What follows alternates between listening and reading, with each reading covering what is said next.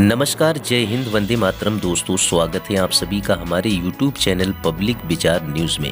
दोस्तों, आज की इस वीडियो में हम आपके लिए लेकर आ गए हैं पंजाब में होने जा रहे आगामी विधानसभा चुनावों का सबसे सटीक व ताज़ा ओपिनियन पोल सर्वे।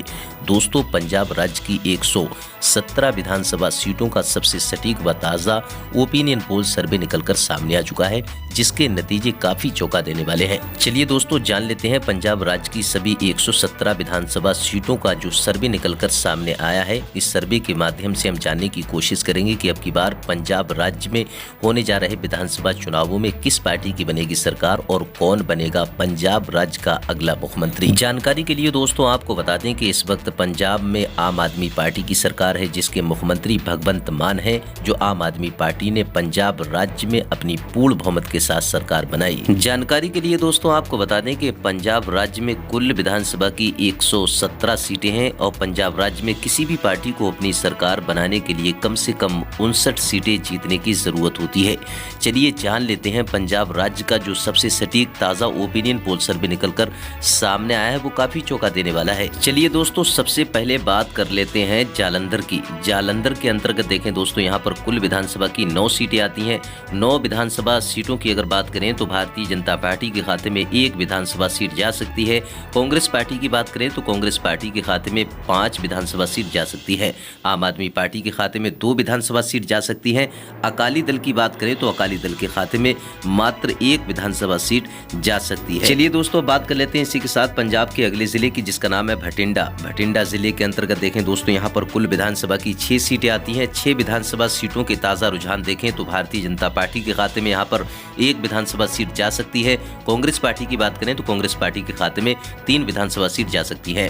आम आदमी पार्टी की बात करें तो 2 विधानसभा सीट जा सकती है। शिरोमणि अकाली दल पार्टी की बात करें तो 0 सीट जाने की संभावना है। चलिए दोस्तों, बात कर लेते हैं इसी के साथ पंजाब के अगले जिले की, जिसका नाम है गुरदासपुर। गुरदासपुर जिले के अंतर्गत देखें दोस्तों, यहाँ पर कुल विधानसभा की 7 सीटें आती हैं। 7 विधानसभा सीटों के ताजा रुझान देखें जो जनता के बीच से निकलकर सामने आ रहे हैं। भारतीय जनता पार्टी के खाते में यहाँ पर 2 विधानसभा सीट जा सकती है। वहीं कांग्रेस पार्टी की बात करें, यहाँ पर कांग्रेस पार्टी के खाते में 3 विधानसभा सीट जा सकती है। आम आदमी पार्टी की बात करें तो आम आदमी पार्टी के खाते में 2 विधानसभा सीट जा सकती है।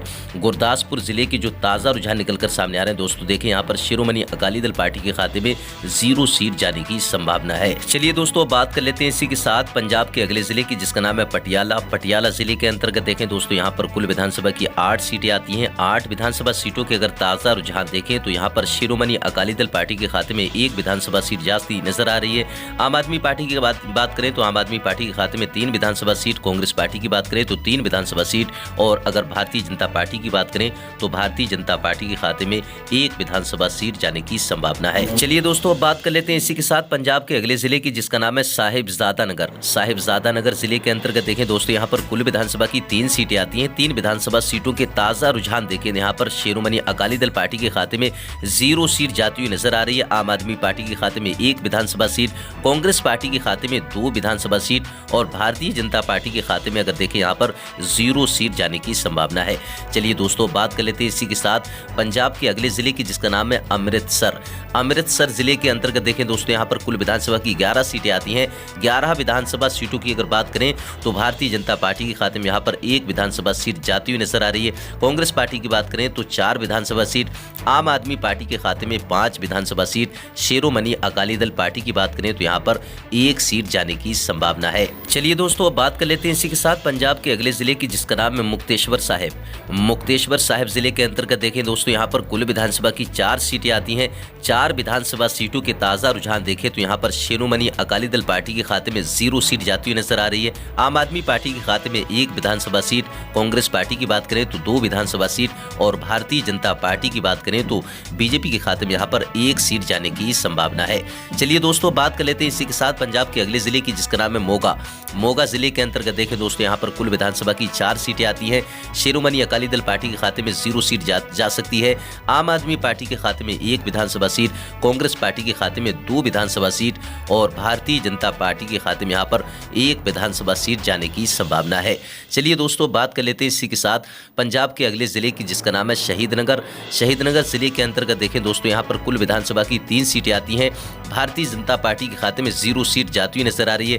कांग्रेस पार्टी के खाते में 1 विधानसभा सीट, आम आदमी पार्टी पार्टी के खाते में 2 विधानसभा सीट जाती हुई नजर आ रही है। शिरोमणि अकाली दल पार्टी की बात करें तो 0 सीट जाने की संभावना है। चलिए दोस्तों, अब बात कर लेते हैं इसी के साथ पंजाब के अगले जिले की, जिसका नाम है बरनाला। बरनाला जिले के अंतर्गत देखें दोस्तों, यहाँ पर कुल विधानसभा की 2 सीटें आती हैं। 2 विधानसभा सीटों के ताजा रुझान देखें तो बीजेपी के खाते में 0 सीट जाती हुई नजर आ रही है। कांग्रेस पार्टी की बात करें और आम आदमी पार्टी की बात करें तो बरनाला जिले का जो ताजा रुझान निकलकर सामने आ रहे हैं, यहाँ पर कांग्रेस पार्टी और आम आदमी पार्टी के बीच कांटी का मुकाबला देखने को मिल सकता है। लेकिन सबसे बड़ा तगड़ा झटका यहाँ पर भारतीय जनता पार्टी और शिरोमणि अकाली दल पार्टी को लगता हुआ नजर आ रहा है। चलिए दोस्तों, बात कर लेते हैं इसी के साथ पंजाब के अगले जिले की, जिसका नाम है रूपनगर। रूपनगर जिले के अंतर्गत देखें दोस्तों, यहाँ पर कुल विधानसभा की 3 सीटें आती हैं। शिरोमणि अकाली दल पार्टी के खाते में 0 सीट जा सकती है। आम आदमी पार्टी के खाते में 1 विधानसभा सीट, कांग्रेस पार्टी के खाते में 1 विधानसभा सीट और भारतीय जनता पार्टी के खाते में भी 1 विधानसभा सीट जा सकती है। दोस्तों, यहाँ पर रूपनगर के अगर ताजा रुझान देखें तो यहाँ पर त्रिकोणीय मुकाबला देखने को मिल सकता है। चलिए दोस्तों, बात कर लेते हैं इसी के साथ मानसा जिले की 3 विधानसभा सीटों के ताजा रुझान देखें तो भारतीय जनता पार्टी के खाते में यहाँ पर 0 सीट जा सकती है। कांग्रेस पार्टी के खाते में 2 विधानसभा सीट और केजरीवाल की पार्टी आम आदमी पार्टी के खाते में 1 विधानसभा सीट, शिरोमणि अकाली दल पार्टी के खाते में 0 सीट जाने की संभावना है। चलिए दोस्तों, बात कर लेते हैं इसी के साथ पंजाब के अगले जिले की, जिसका नाम है लुधियाना। लुधियाना जिले के अंतर्गत देखें दोस्तों, यहाँ पर कुल विधानसभा की 14 सीटें हैं। भारतीय जनता पार्टी के खाते में यहाँ पर 1 विधानसभा सीट जा सकती है। कांग्रेस पार्टी की बात करें तो 6 विधानसभा सीट जा सकती है। आम आदमी पार्टी की बात करें तो आम आदमी पार्टी के खाते में 5 विधानसभा सीट जा सकती है। अकाली दल की बात करें तो शिरोमणि अकाली दल पार्टी के खाते में 2 विधानसभा सीट जा सकती है। दोस्तों, इस वक्त पंजाब राज्य की 117 विधानसभा सीटों में से 77 विधानसभा सीटों के ताजा रुझान देख चुके हैं। भारतीय जनता पार्टी के खाते में 10 विधानसभा सीट है, तो वहीं कांग्रेस पार्टी के खाते में 35 विधानसभा सीट, आम आदमी पार्टी के खाते में 26 विधानसभा सीट और शिरोमणि अकाली दल पार्टी के खाते में 6 विधानसभा सीट जाती हुई नजर आ रही है। चलिए दोस्तों, बात कर लेते हैं इसी के साथ पंजाब के अगले जिले की, जिसका नाम है तरनतारन। तरनतारन जिले के अंतर्गत देखें दोस्तों, यहाँ पर कुल विधानसभा की 4 सीटें आती हैं। भारतीय जनता पार्टी के खाते में यहाँ पर 0 सीट जाती हुई नजर आ रही है। कांग्रेस पार्टी के खाते में 3 विधानसभा सीट जाती हुई नजर आ रही है। आम आदमी पार्टी के खाते में 1 विधानसभा सीट जाती हुई नजर आ रही है। शिरोमणि अकाली दल पार्टी की बात करें तो 0 सीट जाने का अनुमान है। चलिए दोस्तों, बात कर लेते हैं इसी के साथ पंजाब के अगले जिले की, जिसका नाम है कपूरथला। कपूरथला जिले के अंतर्गत देखें दोस्तों, यहाँ पर कुल विधानसभा की 4 सीटें आती हैं। भारतीय जनता पार्टी के खाते में 0 सीट जा सकती है। कांग्रेस पार्टी के खाते में 2 विधानसभा सीट जा सकती है। आम आदमी पार्टी के खाते में 1 विधानसभा सीट जा सकती है और अकाली दल की बात करें तो यहाँ पर 1 विधानसभा सीट शिरोमणि अकाली दल पार्टी के खाते में जा सकती है। चलिए दोस्तों, बात कर लेते हैं इसी के साथ पंजाब के अगले जिले की, जिसका नाम है फतेहगढ़ साहिब।